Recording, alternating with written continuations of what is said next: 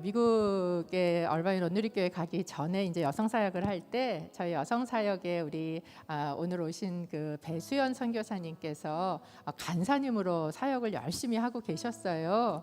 그러더니 어느 날 이제 목사님을 만나서 결혼을 하더라고요. 그리고 저는 사실 미국을 갔는데 돌아오니까 우리 그 이쁜 자매가 이쁜 자매가 선교사님이 돼서 그것도 정말 저 땅 끝에 먼 아프리카의 케냐라는 곳에 가서 선교 사역을 하고 계시는 거예요. 그래서 한번 정말 어떤 마음들을 하나님과 어떤 교제를 하면서 이렇게 갔을까 이런 궁금한 마음이 제 안에 늘 있었습니다. 그래서 오늘 우리 이정도 선교사님 그 아프리카 케냐에서 마사이 부족을 위한 사역을 하고 계세요. 그래서 그 선교사님 말씀 나누기 전에 제가 우리 배수연 선교사님 와서 조금 간증을 나눠달라고 제가 부탁을 드렸어요. 그래서 우리 선교사님이 제가 오세요. 제가 보면 그렇습니다. 신랑이 가니까 따라가지.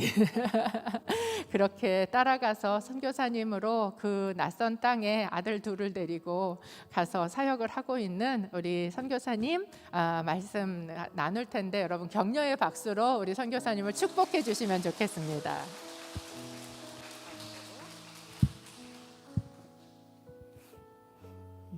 네, 저의 어릴 땐 사는데 힘드셔서 교회를 다니지 않으셨던 부모님이 교회에 가는 걸 반대하지 않으셔서 초등학교 1학년 때부터 대구에서 믿음 생활을 시작했습니다.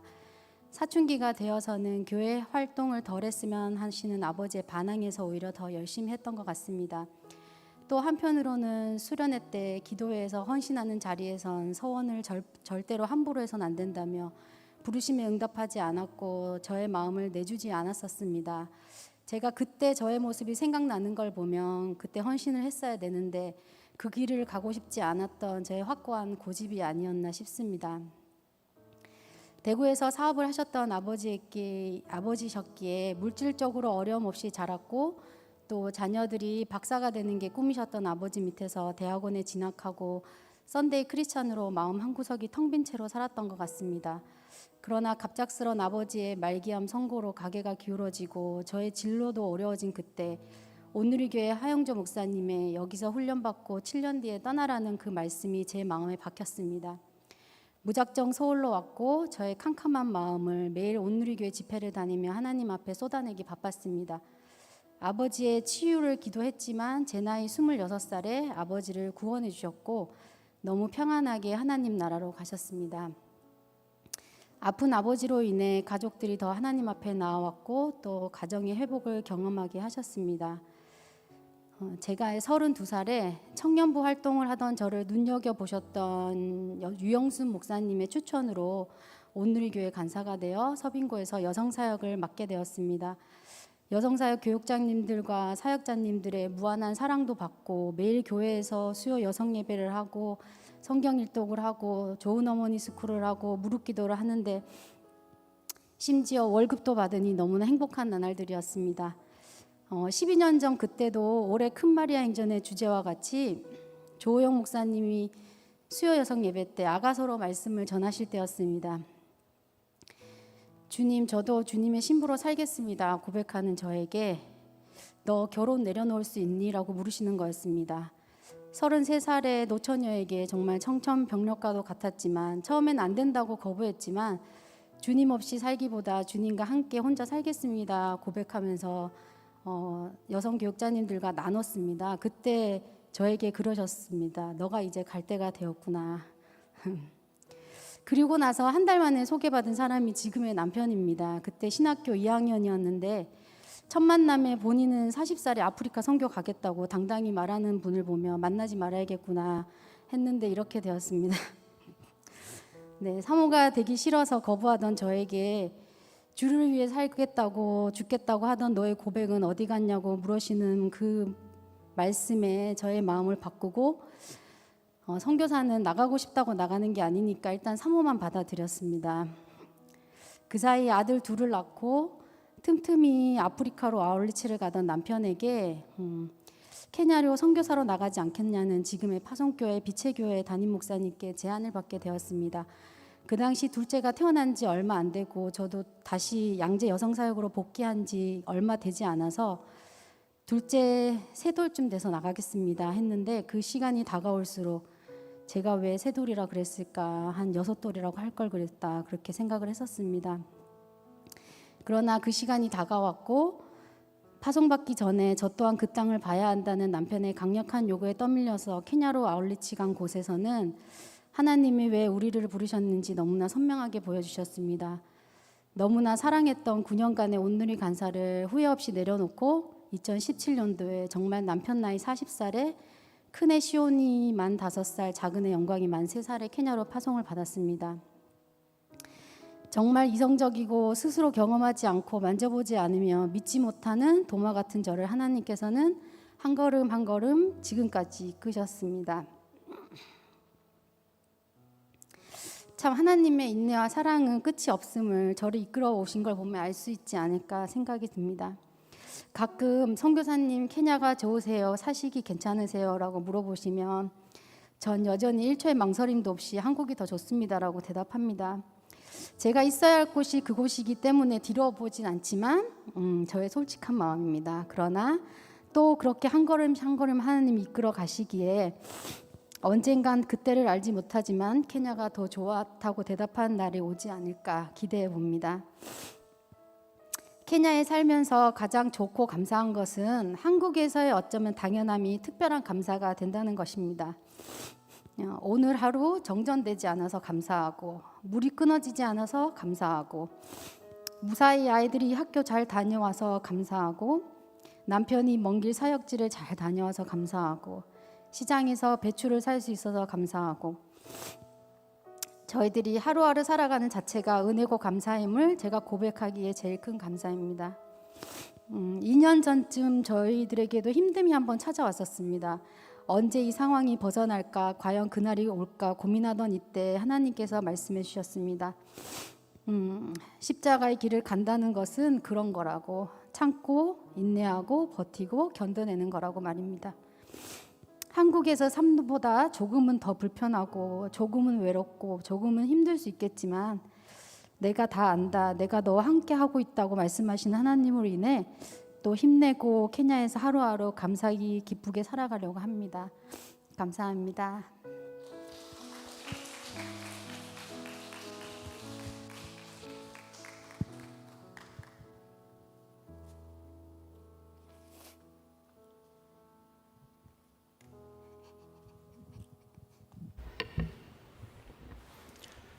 할렐루야.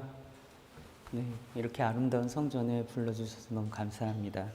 배수연 선교사랑 한 침대에서 자고 있는 이정도 선교사라고 합니다. 저희 아내가 분위기를 굉장히 다운시켜가지고 제가 난감합니다.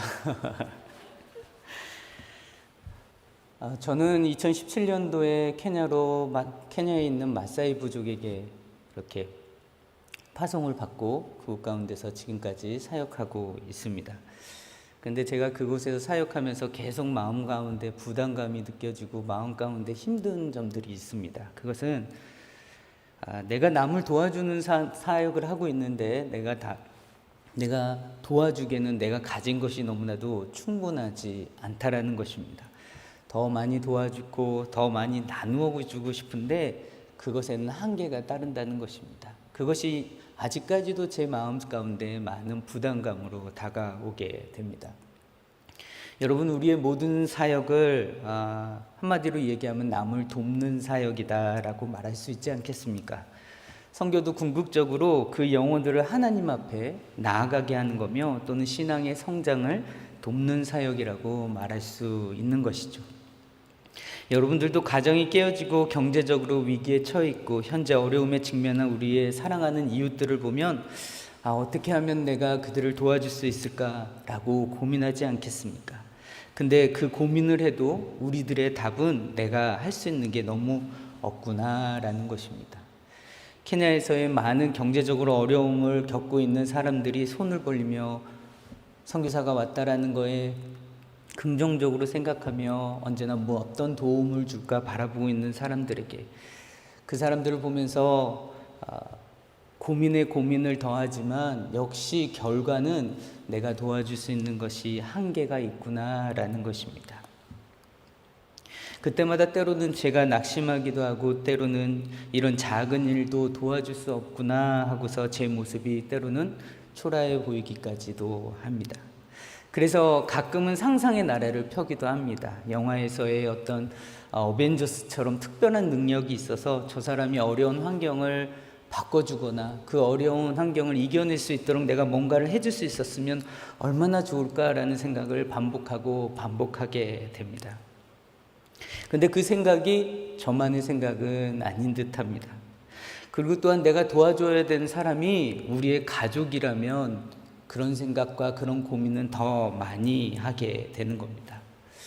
오늘 제가 본문을 통해 주목하고자 하는 것은, 이렇게 우리가 가진 것이 한계가 있고 우리가 가진 것이 유한한데 우리가 무엇으로 다른 사람을 도울 수 있는지, 예수님을 믿는 우리의 도움 사역은 어떻게 해야 되는 건지 한번 고민해 보려고 합니다. 저는 이에 대한 해답을 오늘 본문이 제시하고 있다고 믿습니다. 이 답을 얻기 위해서는 먼저 데살로니가 교회를 들여다보아야 합니다. 특히 위기에 빠져있는 데살로니가 교회를 위해서 바울이 디모데를 파송하는 내용에서부터 시작해야만 합니다. 여러분이 아시다시피 사도행전 17장 1절과 2절에 따르면 데살로니가 교회는 바울이 최소 3주가량 혹은 그 이상의 시간에 전한 복음을 받아들여서 교회가 형성되어졌고 아름답게 성장하는 교회입니다.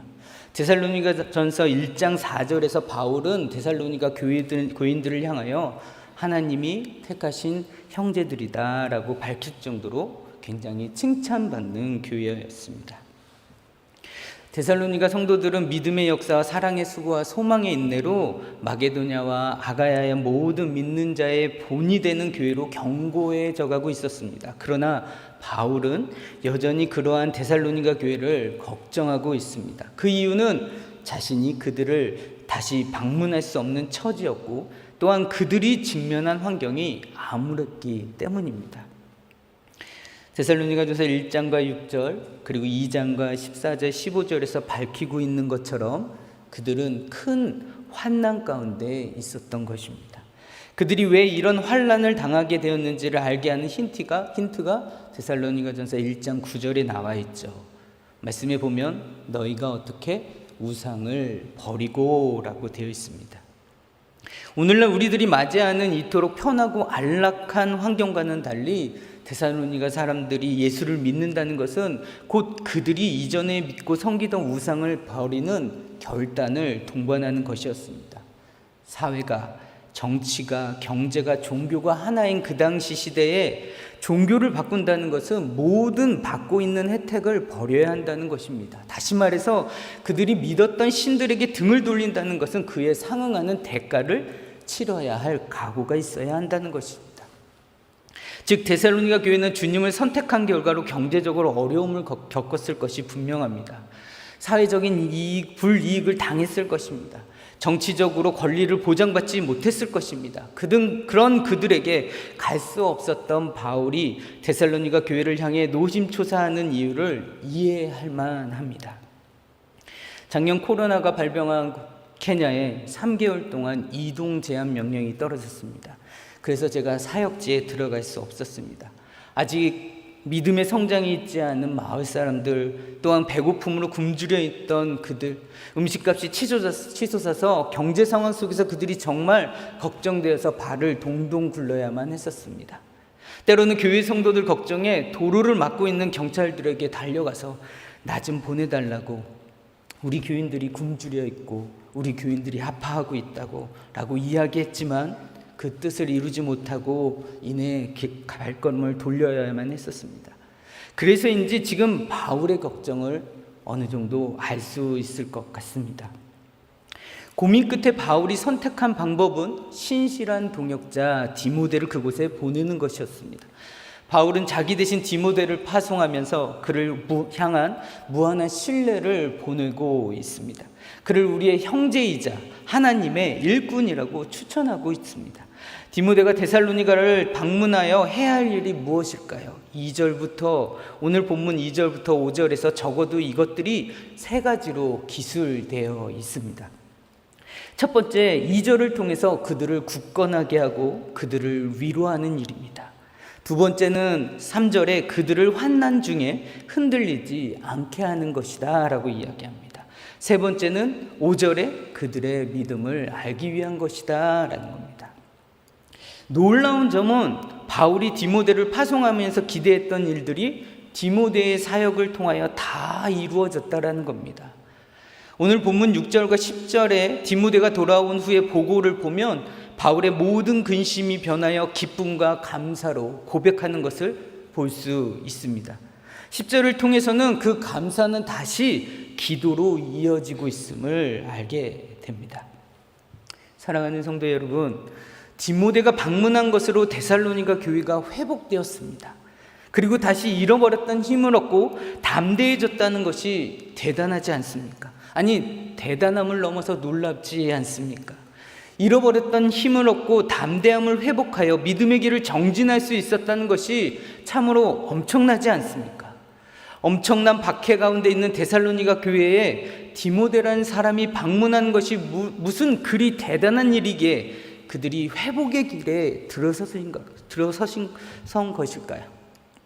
그가 가서 그들의 환난을 제거한 것도 아닐 것입니다. 사회적인 지위를 회복한 것도 아닐 것입니다. 경제적인 지원을 제공한 것도 아닐 것이며 정치적인 힘을 새롭게 한 것도 아닐 것인데 어떻게 이렇게 사람들의 마음이 놀랍게 변화되고 있었던 것일까요? 아무리 생각해 보아도 신기합니다. 어떻게 이럴 수 있을까? 아니, 디모데가 도대체 무엇이기에 이런 일이 가능했다라는 것인가? 여러분, 제가 결론부터 이야기하자면 사람을 변화시키는 하나님의 방법은 역시 사람이라는 것입니다.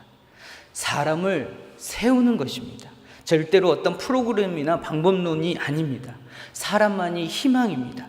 디모데와 같은 한 사람이 세워지는 것이 교회를 새롭게 하는 세상을 고치는 희망이요, 진정한 도움 사역이 될 것입니다. 여러분, 우리 교회에 이런 디모데와 같은 사람들이 있다면 우리 교회의 미래는 엄청나게 밝을 것입니다. 한국 교회에 이런 사람들이 계속해서 난다면 교회는 무너지지 않을 것입니다. 세계의 모든 선교지에 이런 사람들이 있다면 주님 오시는 날이 더욱 가까워지지 않겠습니까? 그래서 우리의 하나님 나라를 위한 모든 사역의 첫 번째 중요한 원리는 사람을 세우는 것이 되어야 할 것입니다. 한 영혼을 세우는 일에 전력을 다해야 할 것입니다. 사람을 세우는데 우리의 모든 열정을 쏟아 부어야 할 것입니다. 우리에게 사람을 놓치고 이루어지는 사역이라는 이름으로 펼쳐지는 어떤 화려한 업적도 그저 바벨탑에 불과하지 않겠습니까? 사람을 세우는 일에 전력을 다해야 됩니다. 사람을 소중히 여기는 우리들이 되어야 합니다. 선교 사역도 마찬가지입니다.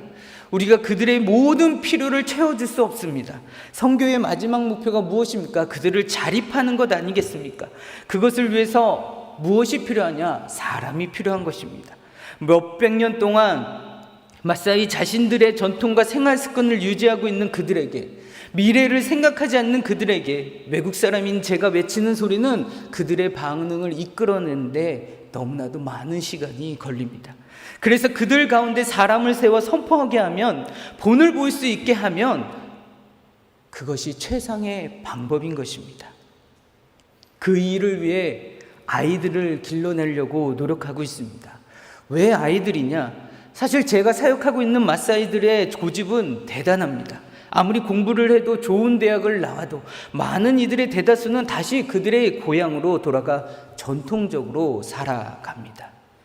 그들의 언제나의 결론은 자신의 할아버지, 아버지의 모습에서 배운 것처럼 목축을 하며 하루하루를 편안히 있으면 먹고 없으면 안 먹고 하는 삶으로 돌아갑니다. 그들이 보고 배운 것이 그것입니다. 어렸을 때는 그런 삶을 싫어해서 도시로 나가고 싶어 했을 것입니다. 나는 이렇게 살지는 말아야지. 그런데 욕하면서 배운다고 말하지 않습니까? 그래서 많은 사람들이 그들의 생활을 벗어나지 못합니다. 생각이 굳어져 있는 어른들을 바꾸기는 쉽지 않은 일들입니다. 그래서 어른들이 아닌 아이들에게 집중하는 것입니다. 사실 이 사역이 한 해 두 해에 이루어질 수 있는 사역이 아닙니다. 한 아이를 하나님이 쓰시는 종으로 만들려면 적어도 10년 이상을 기다려야 합니다. 아니, 더 많은 시간이 필요할지도 모르겠습니다. 하지만 그 일들을 묵묵히 해 나가려고 합니다. 아이들을 학교에 보내어 교육시키고 함께 성경을 나누고 미래에 대한 생각들을 할 수 있는 기회를 주는 것입니다.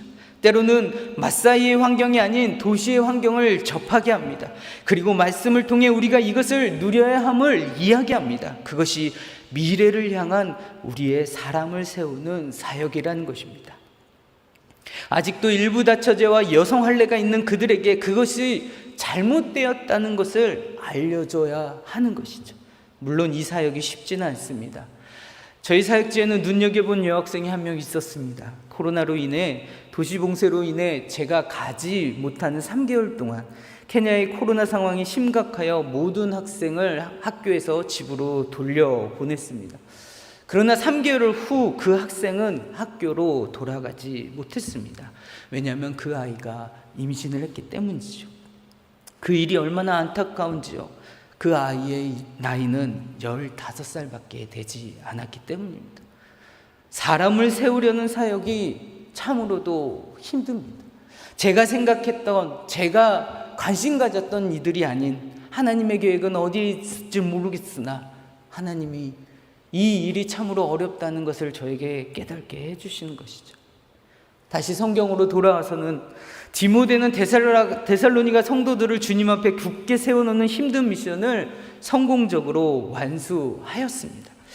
궁금해지는 것은 과연 어떻게 디모데가 이러한 위대한 사역을 할 수 있었을까요? 태어날 때부터 이런 능력을 가지고 나온 사람은 없을 것입니다. 바울이 부탁한 사역은 누구에게든지 힘겨운 일임에 분명합니다. 디모데가 이러한 사역을 신실하게 감당할 수 있었던 이유는 어디에 있었을까요? 이에 대해 성경은 자세하게 설명하고 있지 않습니다. 하지만 디모데가 어떤 사람이었는가를 보면 우리는 유추해서 알 수 있게 됩니다. 그것의 답은 너무나도 분명합니다. 바로 디모데가 사람들 앞에 서기 전에 하나님 앞에 서는 경험이 있었기 때문입니다. 수평적인 의사소통 이전에 수직적인 의사소통을 이뤄냈기 때문에 가능한 것입니다. 우리는 그가 데살로니가에서 어떤 사역을 했는지를 한번 상상해 볼 수 있습니다. 장기간 동안 극심한 환난 가운데 있던 데살로니가 사람들은 아마도 깊은 상처로 인하여 힘든 시간을 보내고 있었을 것이 분명합니다. 여러분, 상처를 갖고 있는 사람들의 특징이 무엇입니까? 결코 쉽게 자신의 마음의 문을 열지 않는다는 것입니다. 아무에게나 자신의 가슴 아픈 사연을 꺼내놓지 않는다는 겁니다. 누군가가 왔을 때 마음의 문을 열고 그들의 아픔을, 그들의 생각을 이야기하는 사람은 없다라는 것입니다. 사람을 우선 주의 깊게 살피죠.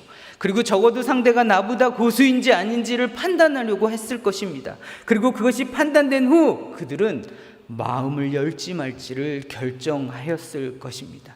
그렇기 때문에 상처가 많은 사람들을 섬기는 사역은 무척이나도 힘든 사역입니다.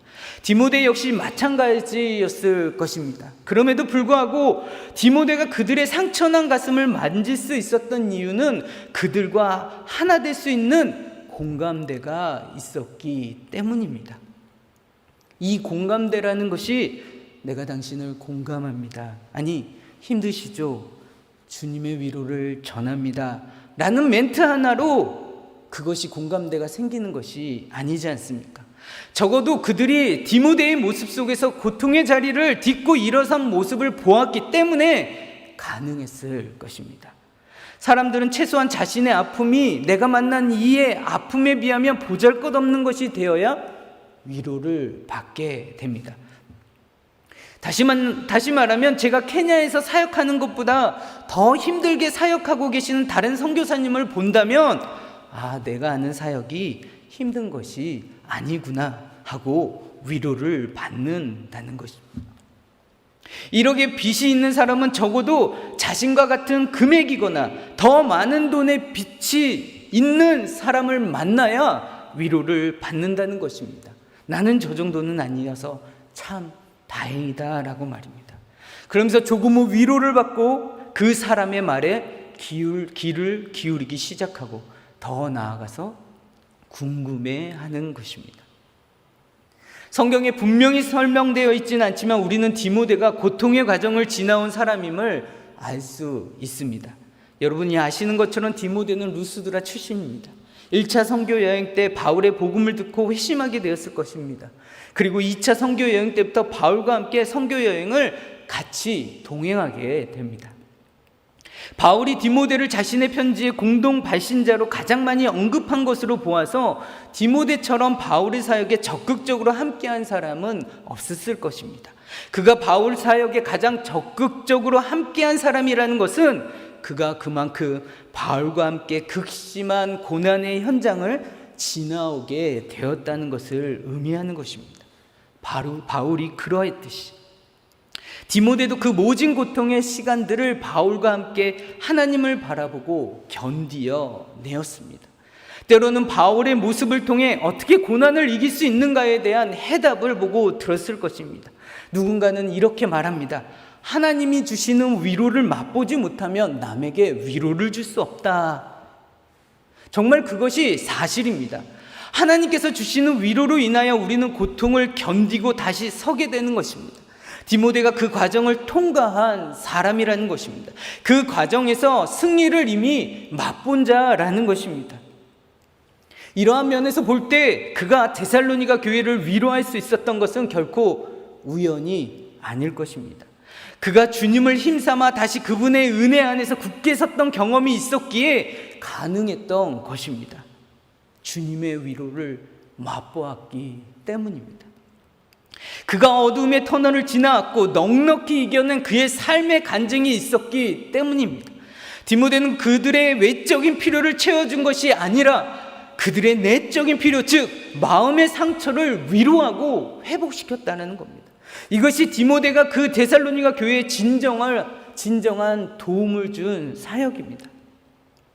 이처럼 결국 우리가 다른 사람으로 진정으로 돕고 싶다면, 위로하고 싶다면 그들의 외적인 필요를 채우기보단 그들의 진정한 내적인 필요를 만지고 위로해야 되는 것입니다.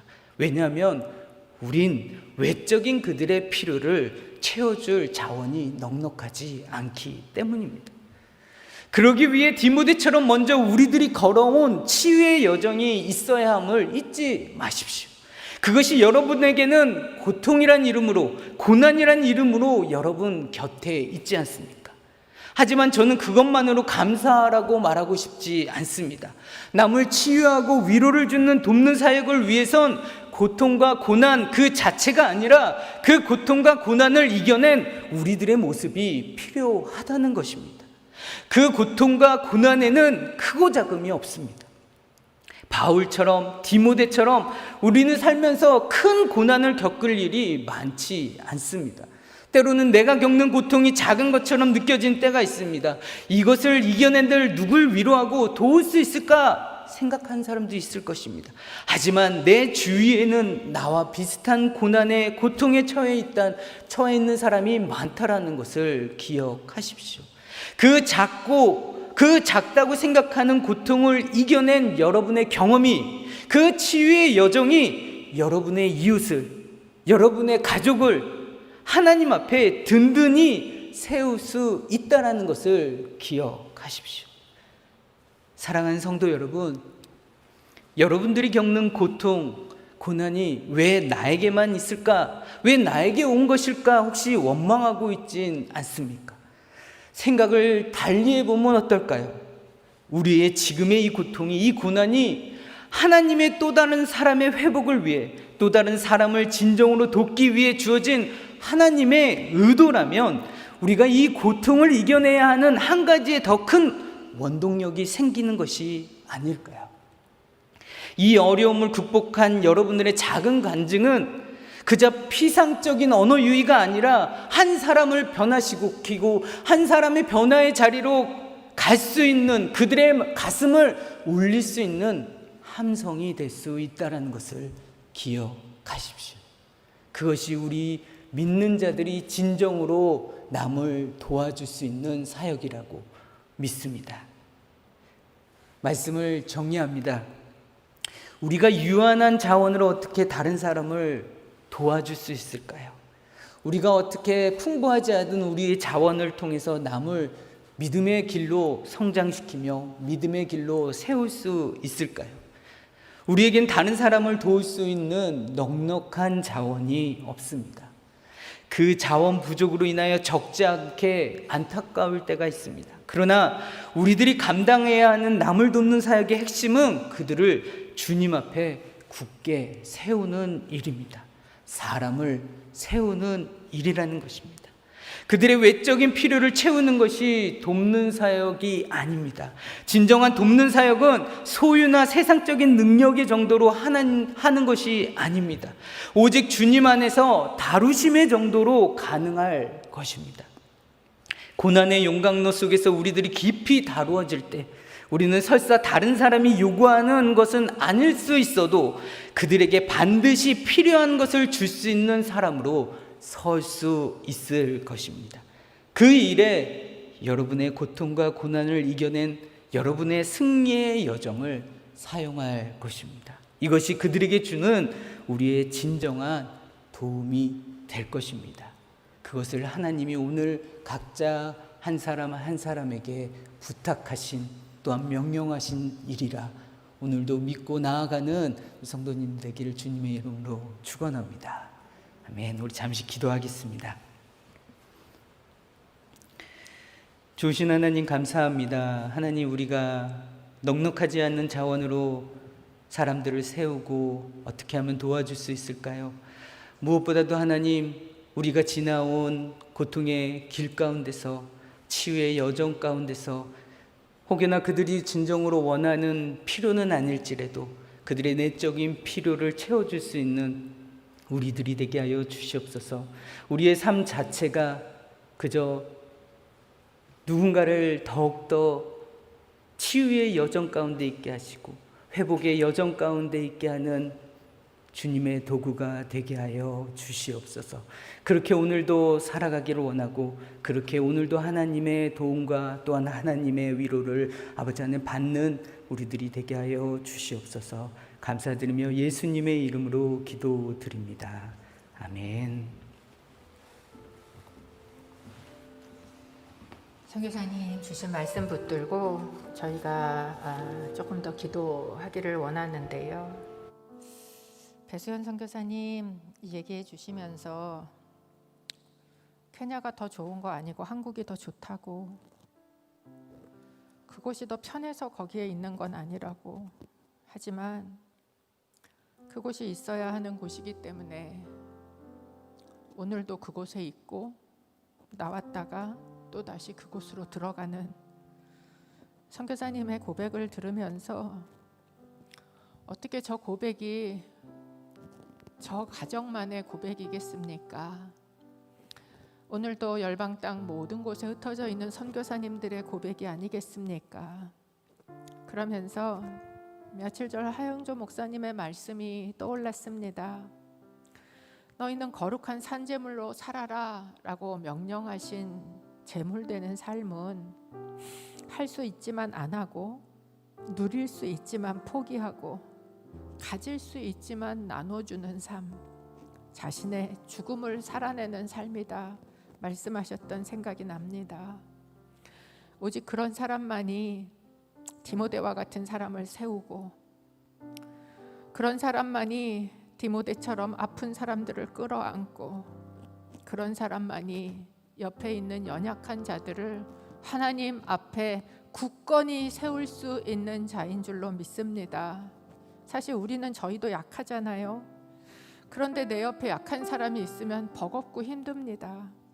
그런데 하나님께서는 너는 그 약한 사람 세우는 일 해라, 사람을 낚는 어부가 되라, 우리를 부르시는 것 같습니다. 선교지만 그런 사역이 필요하겠습니까? 우리가 있는 가정도, 우리가 있는 교회도 그 사람을, 연약한 자들을 툭툭 털고 일어나 하나님 앞에 세우는 일이 필요하지 않겠습니까? 저희가 같이 기도할 때 하나님, 우리가 이렇게 하나님 앞에 굳건히 서게 하여 주십시오. 우리 옆에 연약해서 무너져 있는 자들을 붙들어 세울 수 있는 자가 되게 해 주십시오. 아프고 힘든 것을 지적하는 자가 아니라 아프고 힘든 것을 공감하고 끌어안아 줄 수 있는 자가 되게 해 주십시오. 그래서 이 땅의 교회들이 하나님의 교회가 될 수 있도록 하나님의 도움 사역이 우리를 통하여 일어나게 해 주옵소서. 저희가 우리 자신을 위해서 같이 기도하기를 원합니다. 함께 기도합니다.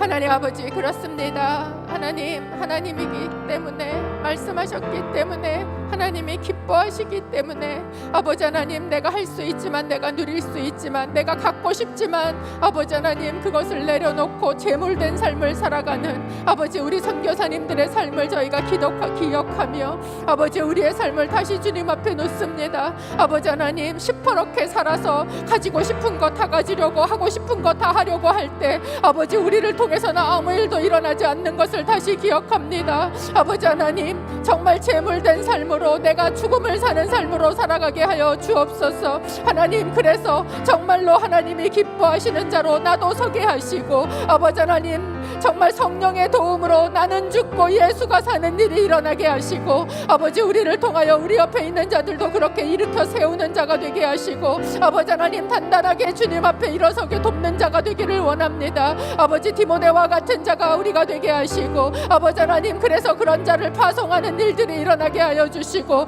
아버지 우리를 그렇게 우리 가정으로 파송하셨다면 아버지 이 가정에서 그 약한 자를 피해 도망가는 것이 아니라 아버지 우리를 그런 자로 이 교회에 파송하셨다면, 우리의 순으로 파송하셨다면 아버지 그런 자를 피해서 나는 도망가는 자가 아니라 아버지 하나님 그곳으로 나아가는 자가 되게 하여 주옵소서. 약한 자를 붙들게 하시고 아버지 그를 하나님 앞으로 아버지 하나님 밀어주는 자가 되게 하시고, 아버지 하나님 앞에 함께 끌고 나가서는 자가 되게 하셔서 아버지 하나님 연약한 자들이 일어날 수 있도록, 그런 사람들이 세워질 수 있도록 주여 아버지 하나님, 그래서 그런 교회가 되어질 수 있도록, 그런 가정이 되어질 수 있도록 우리로 하여금 하나님의 사람을 세우시는 이 도움 사역을 주여 아버지 하나님 우리가 구하며 나아가오니 하나님 우리의 삶 가운데 그런 일이 일어나게 하여 주옵소서. 우리가 그 통로로 사용되어지게 하여 주옵소서. 사람을 살리는 자가 되게 하여 주옵소서. 사람을 세우는 자가 되게 하여 주옵소서. 아버지 우리를 통하여 사람이 넘어지는 자가 아니라 아버지 하나님 걸려지는 자가 아니라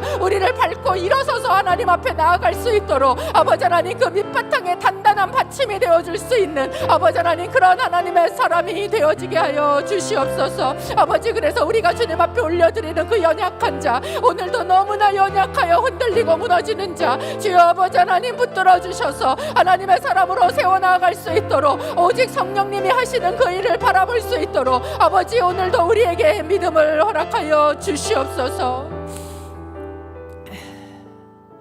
선교사님 나눠주신 우리 케냐 땅을 위해서 기도하기를 원합니다. 그 땅에도 필요한 건 먹는 것도 필요하고 학교도 필요하고 병원도 필요하겠지만 정말 필요한 건 그 땅에 하나님의 사람인 줄로 믿습니다. 하나님의 사람이 케냐 땅에 세워지게 하여 주옵소서. 특별히 우리 이정도 선교사님 섬기는 엔게레수나 교회를 위해서 기도하겠습니다. 그 마을에 코로나로 인하여 아버지 하나님 잘 먹지 못하는 어린이들, 코로나로 인하여 집으로 보내졌다가 조혼과 임신으로 내몰리는 그런 여자아이들, 이 상황 가운데 교육받지 못하고 그저 그렇게 살아가는 게 다인 것처럼 살아가지 않도록 하나님, 그들이 정말 말씀 안에 복음 안에 그들이 얼마나 귀한 존재인지 하나님이 바라보시는 그 안에서 하나님의 사람으로 세워지게 하여 주시고, 그곳에서 그 복음으로 인하여 다시 살아난 자들이 케냐 땅을 일으켜 세우는 사람들이 되게 하여 주옵소서. 아버지 하나님, 정말 아무것도 없는 이 대한민국 땅에 그렇게 선교사님들이 오셔서 세운 자들이 아버지 하나님 이 땅의 리더가 되고 일어났던 것처럼 아버지 하나님 우리 선교사님이 돌보시는 그 어린아이들이 케냐의 지도자로 일어설 수 있도록 사람들이 일어서게 하여 주옵소서. 세워지게 하여 주옵소서. 아버지 하나님 그들이 하나님의 복음으로 인하여 다시 태어나는 일이 일어나게 하여 주시옵소서. 엔겔의 수나 교회를 위하여 저희가 주여 외치고 기도하기 원합니다. 주여. 아버지 이 시간에 저희가 그 먼 나라 저희가 한 번도 밟아보지 않은 땅이지만 아버지 하나님 그 아이들을 우리가 만나보지는 않았지만 아버지 우리 집에 있는 자녀들하고 조금도 다르지 않은 그 아이들이 그 땅에서 자라고 있습니다. 아버지 하나님 학교를 가지 않아 급식을 받지 않으면 먹을 수 없고 아버지 하나님 학교를 가지 않으면 아버지 하나님 팔려가서 아이를 임신하고 살 수밖에 없는 아버지 하나님 세 번째 네 번째 아버지 와이프가 되어 살 수밖에 없는 아버지 그 땅에 있는 아이들을 주님 불쌍히 여겨주시고 아버지 앞에 올려드리며 기도합니다. 아버지 하나님 그들을 먹여 주옵소서. 아버지 하나님 그들을 가르쳐 주옵소서. 그러나 무엇보다 아버지 앞에 올려놓고 기도하는 것은 아버지 하나님 그곳에 디모데와 같은 사람들이 세워지게 하여 주옵소서. 케냐 땅을 이끌고 나갈 수 있는 아버지 하나님 관습과 인습에 아버지 묶여있는 자들이 아니라 정말 복음으로 다시 태어난 아버지 하나님 세계를 다시 볼 수 있는 아버지 하나님 그런 자들이 일어서게 하여 주옵소서. 아버지 이전에 섬기던 아버지 우상을 다 버리고 아버지 하나님 하나님께로 돌이켰었던 아버지 하나님 데살로니가 교회와 같이 아버지 안게레수나 교회가 아버지 그들이 가지고 있었던 관습과 인습과 아버지 우상들을 내어버리고 하나님 앞에 아버지 하나님 정말 아름다운 바른 교회로 세워질 수 있게 하시며 아버지 하나님 그곳에 자라나는 우리 아이들 주여 아버지 하나님 하나님의 사람이 그 가운데 모세와 같이 있게 하시고 아버지 하나님 그 가운데 다니엘과 같이 있게 하시고 아버지 그 가운데 요셉과 같이 있게 하여 주옵소서. 아버지 하나님 그들에게 케냐의 소망이 있음을 믿습니다. 아버지 복음으로 그들을 세워주셔서 아버지 하나님 우리 선교사님 사역을 통하여 아버지 하나님 일어날 뿐만 아니라 아버지 하나님 하나님의 선교는 하나님이 하시오니 하나님 그 가운데 사람들을 세워주시고 특별히 우리 아이들이 그곳에서 복음 안에 자라가게 하여 주시옵소서. 하나님 아버지 예배 가운데 귀한 선교사님 가정을 불러주셔서 그들을 통해 우리가 다시 돌아보고 살아야 하는 것이 무엇인지를 보게 하시니 감사합니다. 하나님 이 시간에 기도하기는 우리 이정도 선교사님, 배수연 선교사님 그 가족들이 아버지 그 케냐 땅에 이제 다시 돌아갑니다. 주님께서 한 발짝 앞서 걸으시며 나의 신부라고 고백하고 신랑인 내가 밟는 땅을 나와 함께 밟아줘서 고맙다고 말씀하시는 줄로 믿습니다.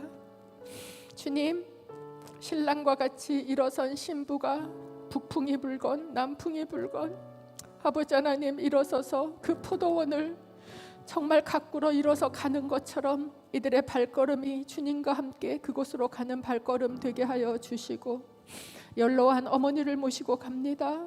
아직 어린 자녀들을 데리고 갑니다. 아버지 하나님 공급하시고 보호하시고 특별히 코로나 상황 가운데 그들의 안전과 건강을 지켜 주옵소서.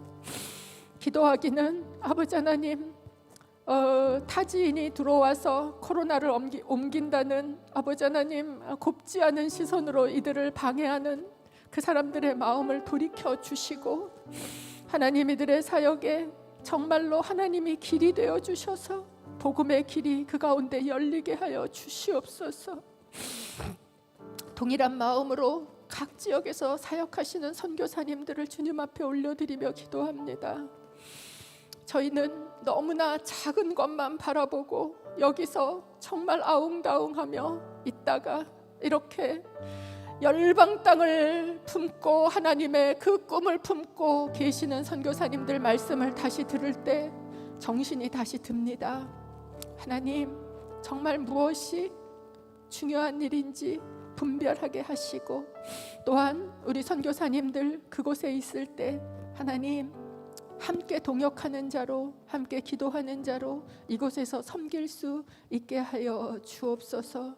주님의 이름으로 축복합니다. 선교지에 흩어져 있는 모든 선교사님들, 연약한 마음을 주여 붙들어 세워주시고 그들의 마음 가운데 하나님의 위로가 임하게 하여 주옵소서. 이제는 우리의 구속자가 되신 예수 그리스도의 은혜와 하나님 아버지의 사랑하심과 성령 하나님의 교제 교통하심이 주님께서 있으라고 한 곳이기에 그곳으로 발걸음을 옮겨 나아가는 우리 이정도 선교사님, 배수연 선교사님 가정 위에 그런 마음으로 오늘도 아프고 힘들고 어렵고 너무나 당연한 것이 하나도 당연하지 않은 곳일지라도 그곳에서 하나님을 사랑한다고 고백하며 사역하는 모든 선교사님들 위해 오늘도 이 예배를 함께 드리며 다시 내가 사람을 세우는 하나님의 도움 사역자로 부름을 받았지라는 정체성을 회복하고 삶의 터전 가운데로 나아가는 귀한 하나님의 동력자 한 사람 한 사람 머리 위에 이제로부터 영원토록 함께 하시기를 간절히 축원하옵나이다. 아멘.